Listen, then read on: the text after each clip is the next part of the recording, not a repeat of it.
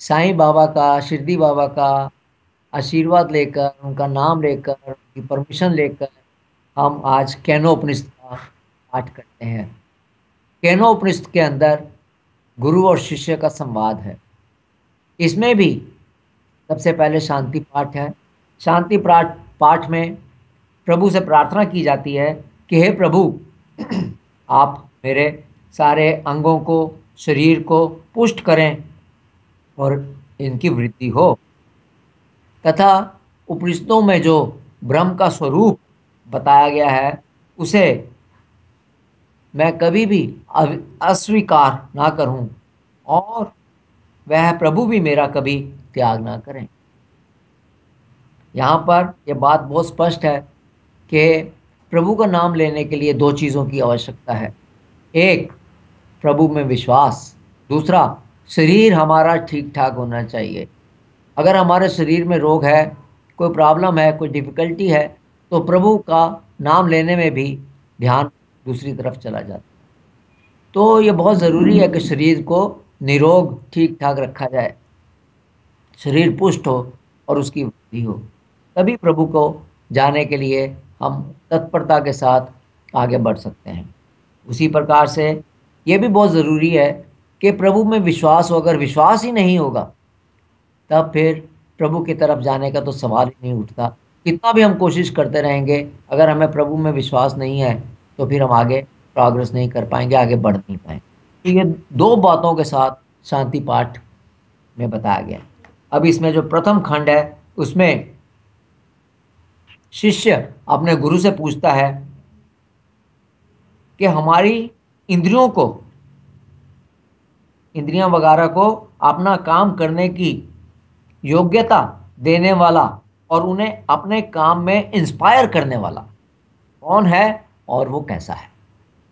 अर्थात जो हमें इंद्रियों को चलाने में, इंस्पायर करने में योग्यता देता है कि इंद्रियां ये काम करें, आंखें देखने का काम करें, कान सुनने का काम करें, सॉरी, तो वो कौन है जो उनको ये योग्यता दे रहा है, तथा उनको इंस्पायर कौन करता है कि आप अपना अपना काम करते रहिए। आंख है लेकिन वो अपना काम करती रहे, इसको इंस्पायर कौन करता है।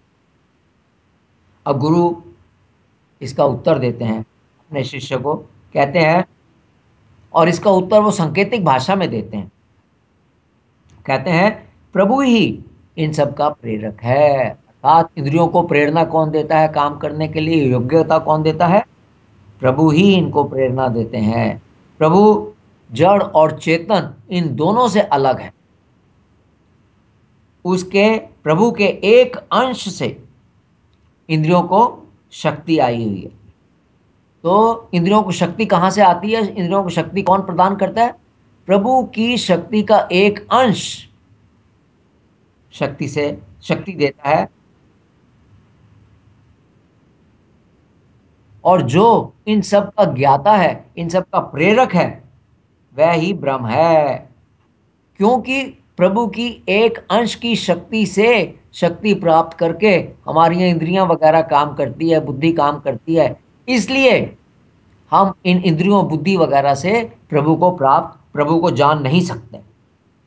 अपने अंतःकरण से वगैरह से, इंद्रियों से प्रभु को नहीं जान सकते, क्योंकि प्रभु की अंश शक्ति का एक अंश जो है उनके साथ ही इनको ये सब कुछ मिला।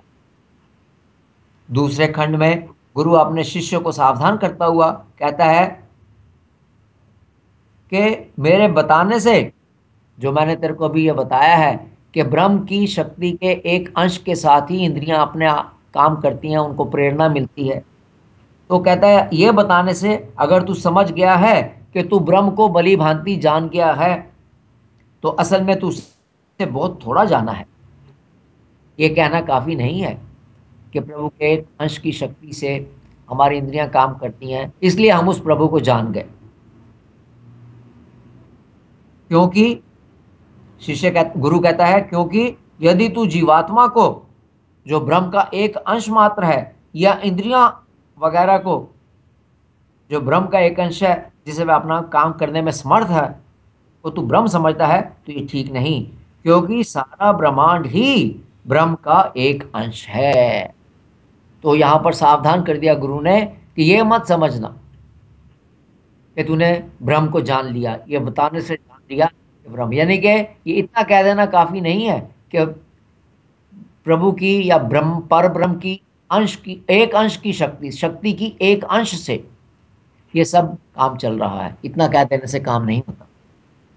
सारा ब्रह्मांड ही ब्रह्म की एक एक अंश शक्ति से बना है।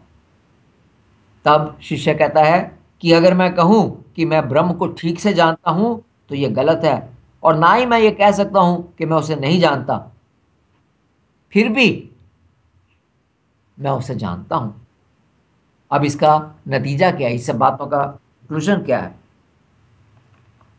कहने का मतलब यह है कि जो महापुरुष प्रभु का साक्षात कर लेता है तो उनमें, उस महापुरुष में जरा सा भी अहंकार नहीं रहता कि उन्होंने प्रभु को जान लिया। वो महापुरुष प्रभु में लीन हुए यही समझते हैं कि परमात्मा स्वयं ही अपने को जानता है।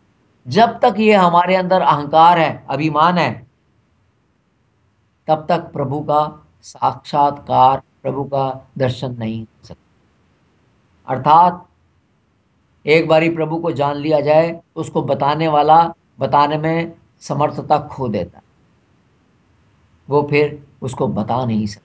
इसीलिए प्रभु का स्वरूप वेदों में भी नहीं है, कहीं कहीं पर भी प्रभु के स्वरूप को बताया नहीं जा सकता। वो भी अपने हाथ खड़ा कर देते हैं, वेद भी अपना हाथ खड़ा कर देते हैं ये बताने के लिए कि प्रभु का आकार क्या है, प्रभु का रंग रूप कैसा है, प्रभु की उत्पत्ति कब हुई, कैसे हुई, कोई कुछ नहीं बता सकता। क्योंकि जिस महापुरुष ने जान लिया फिर वो भी उनके साथ मिल जाता है। वो ये बताने के लिए बसता नहीं है कि ये, वो बताने के लिए संभव नहीं है, क्योंकि वो भी उनके साथ मिल जाता है। इस प्रकार परमात्मा के जिस स्वरूप को समझाया गया उसे समझ लेना ही असली ज्ञान है, तथा उससे ही प्रभु की प्राप्ति होती है।